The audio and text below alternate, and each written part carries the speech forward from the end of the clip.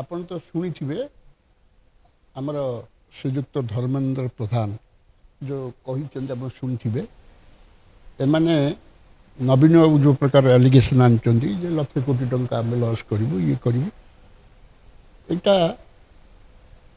ଖାଲି ଲୋକଙ୍କୁ ଭ୍ରମିତ କରିବା ପାଇଁ। ଆପଣ ତ ଜାଣିଛନ୍ତି ଧର୍ମେନ୍ଦ୍ର ବାବୁ କ'ଣ କଲେ।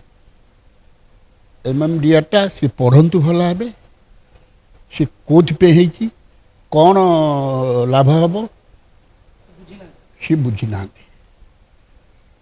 ଧର୍ମେନ୍ଦ୍ର ବାବୁ କହିଛନ୍ତି ତାଙ୍କ ବାଇଟ୍ରେ ଦେଖନ୍ତୁ, ସେ ବୁଝନ୍ତୁ ଆଜ୍ଞା।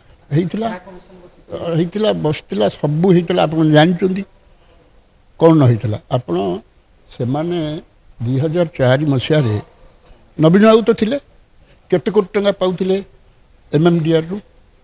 କେତେ କୋଟି ପାଉଥିଲେ? କେତେ କୋଟି ପାଉଥିଲେ? 50 କୋଟି ପାଉଥିଲେ।